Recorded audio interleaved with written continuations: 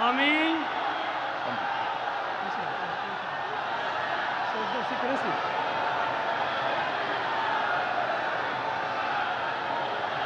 আমি শুভেন্দু অধিকারী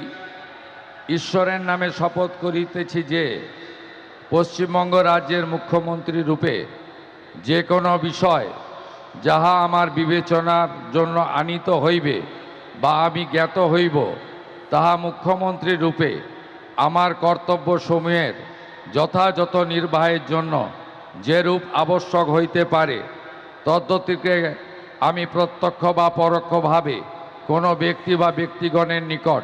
জ্ঞাপন করিব না বা প্রকাশ করিব না।